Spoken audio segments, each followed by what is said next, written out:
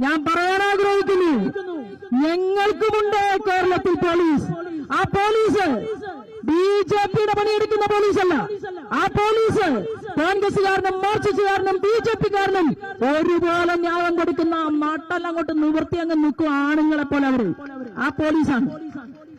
അരിവാള് പോലെ പിണറായി വിജയനെ കാണുമ്പോ നട്ടല് കളിച്ച് കാവാത്ത് മറന്ന് കമന്ന് കിടക്കുന്ന പോലീസുകാരുണ്ട് ഇവിടെ തൃശ്ശൂർ ജില്ലയിൽ.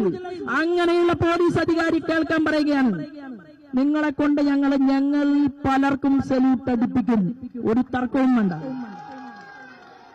സുരേഷ് ഗോപിക്ക് മാത്രമല്ല വേണ്ടിവരും. കാരണം കേരളം മാറുകയാണ്, ജില്ലകൾ മാറുകയാണ്.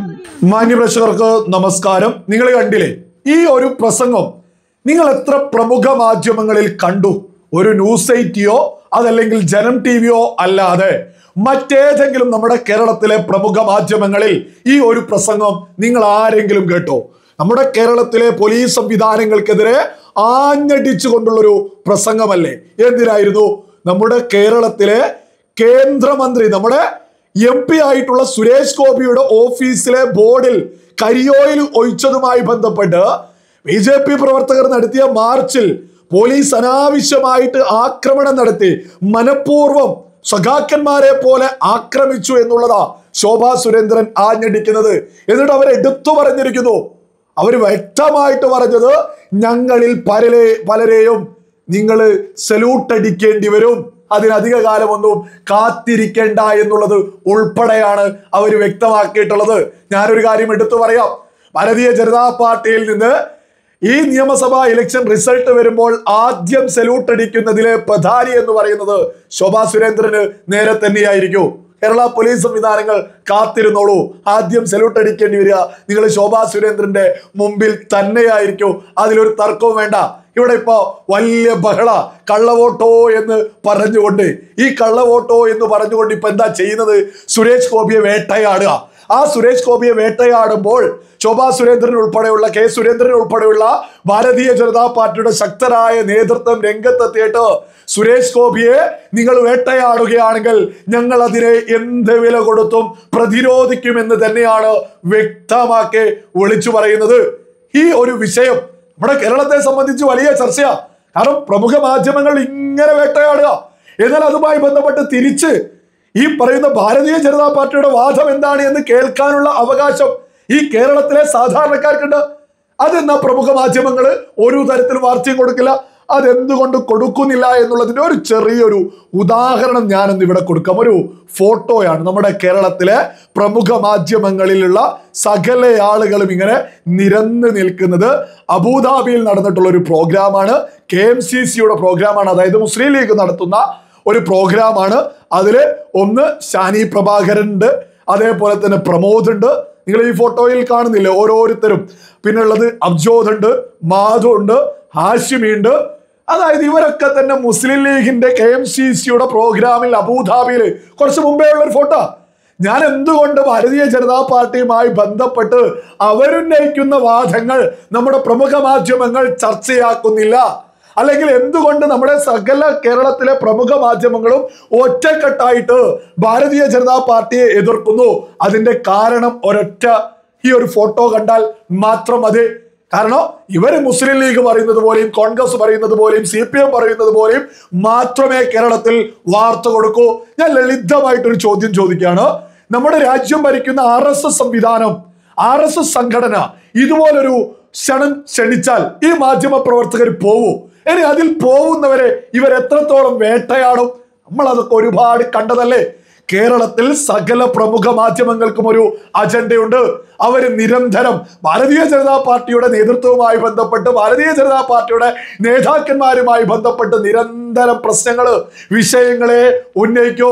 അതിന്റെ ഏറ്റവും വലിയൊരു തെളിവ് മാത്രമാണ് ഈ ഒരു ഒരുമിച്ചുള്ള പ്രോഗ്രാം മുസ്ലിം ലീഗ് നടത്തുന്നതില്, കോൺഗ്രസ് നടത്തുന്നതില്, CPM നടത്തുന്നത്, അതുമായി ബന്ധപ്പെട്ട സംഘടനകൾ നടത്തുന്നതിലൊക്കെ തന്നെ പ്രധാനികളാ നമ്മുടെ കേരളത്തിലെ പ്രമുഖ മാധ്യമങ്ങളിലെ പ്രധാനപ്പെട്ട അവതാരകർ ഒക്കെ തന്നെ.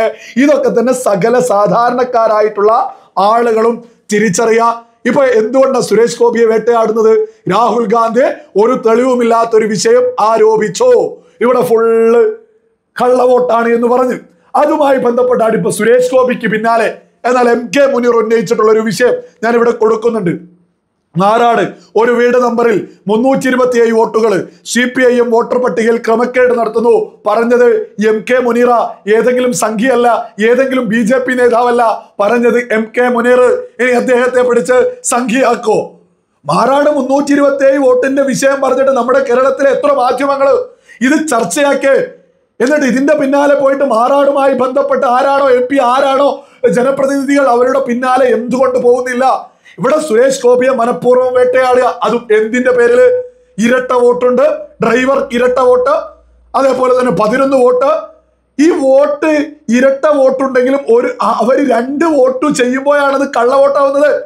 ഒരാൾ മാറുമ്പോൾ ആ സ്ഥലത്തേത് ഡിലീറ്റ് ആക്കാൻ കൊടുത്തിട്ടും എന്തെങ്കിലും ടെക്നിക്കലി എറർ സംഭവിച്ച് അവരത് ഡിലീറ്റ് ആക്കപ്പെട്ടിട്ടില്ലെങ്കിൽ പോലും ഇവര് 2 വോട്ട് ചെയ്യുമ്പോൾ മാത്രമാണ് അത് കള്ളവോട്ടായി മാറുക.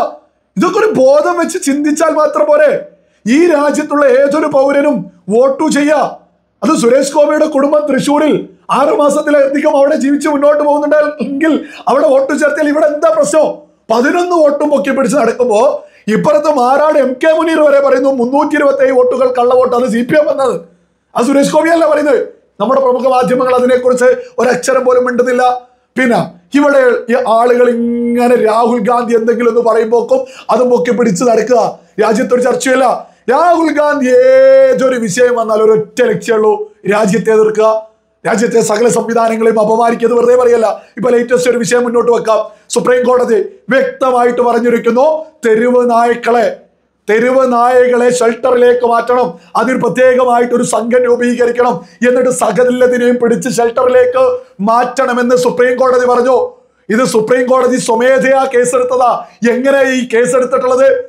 ഈ തെരുവ് നായ്ക്കൾ കടിച്ച് ഒരുപാട് കുട്ടികൾ, മനുഷ്യ കുഞ്ഞുങ്ങള് മരണപ്പെട്ടതിന്റെ കണക്കെടുത്തിട്ട് ആ കണക്ക് നിരത്തിക്കൊണ്ട് അതുമായി ബന്ധപ്പെട്ടാണ് സകല തെരുവ് നായ്ക്കളെയും ഡൽഹി തെരുവുകളിൽ നിന്ന് നീക്കം ചെയ്യണമെന്ന് പറയുന്നത്. അതിന് പ്രത്യേക സംഘം രൂപീകരിക്കണമെന്ന് ചാടി വേണം രാഹുല്. ഈ രാഹുൽ ഗാന്ധിയുടെ ഒരു മൊണ്ണത്തരുണ്ട്. ഈ സുപ്രീം കോടതി, ഇലക്ഷൻ കമ്മീഷനൊക്കെ BJPയുടേതാണെന്ന് വിചാരിച്ചു നടക്കുക. ഇതൊക്കെ രാജ്യത്തെ സംവിധാനങ്ങളാണ്. ഇതിനെതിരെ സുപ്രീം കോടതി പറഞ്ഞാലും എതിർക്കണം, ഇലക്ഷൻ കമ്മീഷൻ പറഞ്ഞാലും എതിർക്കണം. ഇത് ഒരു വകതിരിവുമില്ലാത്ത രീതിയിലല്ലേ രാഹുൽ ഗാന്ധി പോകുന്നത്? സുപ്രീം കോടതി എന്ത് കണ്ടാണ് ഇത് പറഞ്ഞിട്ടുള്ളത്? ഈ രാജ്യത്തെ സാധാരണ പൗരന്മാരെ കണ്ട്, പിന്നെ ഇതുമായി ബന്ധപ്പെട്ട് മൃഗസ്നേഹികൾ ഉണ്ടെങ്കിൽ അവരോടൊക്കെ തന്നെ സുപ്രീം കോടതി തന്നെ വ്യക്തമായിട്ട് ചോദിച്ചിട്ടുണ്ട്. ഈ തെരുവ് നായ്ക്കൾ കാരണം കൊല്ലപ്പെട്ട കുഞ്ഞുങ്ങളുടെ ജീവൻ നിങ്ങൾ തിരിച്ചു കൊടുക്കുവോ? ഇനി അത്തരത്തിൽ സംഭവിക്കരുത്. അതിനാണ് ഇത് വിളിച്ചു പറയുന്നത്.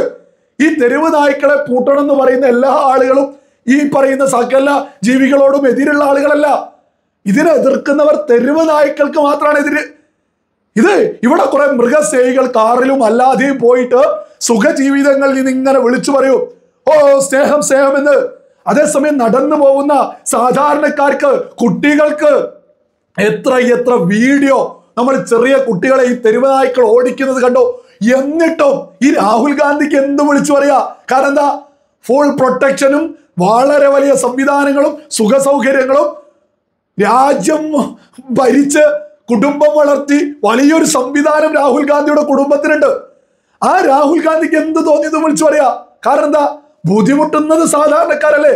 തെരുവ് നായ്ക്കളെ പൂട്ടണം എന്ന് പറഞ്ഞതിനെ പോലും എതിർക്കുന്ന ഈ പറയുന്ന രാഹുൽ ഗാന്ധി എന്താണ് ഇവിടെ പറഞ്ഞുകൊണ്ടിരിക്കുന്നത്? ഒരൊറ്റ കാര്യം, സാധാരണ രാജ്യത്തെ പൗരന്മാരെ പോലും അല്ലേ ഈ അപമാനിക്കുന്നത്? സാധാരണക്കാർ നടന്നു പോകുന്നവർക്കായി ബുദ്ധിമുട്ട് ഏറ്റവും കൂടുതൽ. അതൊന്നും മനസ്സിലാക്കണോ? ഈ രാഹുൽ ഗാന്ധിക്ക് ഒരൊറ്റ ലക്ഷ്യമുള്ളൂ, രാജ്യത്തെ അപമാനിക്കുക. സുപ്രീം കോടതി പറഞ്ഞാൽ അതിന് എതിർക്കണം, അങ്ങനെ സകലതും എതിർക്കുക എന്നുള്ളത്. ഇതൊക്കെ തന്നെ കേട്ടാൽ മനസ്സിലാക്കുക. രാഹുൽ ഗാന്ധി ഓരോ ആരോപണങ്ങളും സകലതും രാജ്യത്തെ എതിർക്കുക, സുപ്രീം കോടതി എതിർക്കുക എന്നുള്ളത് മാത്ര ലക്ഷ്യം. അല്ലാതെ ഇവിടെ പൗരന്മാരുടെ, സാധാരണക്കാരുടെ വിഷയങ്ങളിലൊന്നും രാഹുൽ ഗാന്ധിക്ക് ഇടപെടാനേ താല്പര്യമില്ല. രാജ്യത്തെ അപമാനിക്കൽ മാത്രമാണ് രാഹുൽ ഗാന്ധിയുടെ ലക്ഷ്യമെന്നും സകലരും തിരിച്ചറിയാം. ആ രാഹുൽ ഗാന്ധിയുടെയും ഏറ്റുപിടിച്ച ഇപ്പൊ സുരേഷ് ഗോപിയെ വേട്ടയാടുന്നത്. അങ്ങനെ വേട്ടയാടിയാൽ ശക്തമായിട്ട് പ്രതിരോധിക്കുമെന്ന് തന്നെയാണ് ശോഭാ സുരേന്ദ്രൻ ഉൾപ്പെടെയുള്ള ആളുകൾ കേരളത്തിൽ ഉയർത്തി പിടിക്കുന്നത്.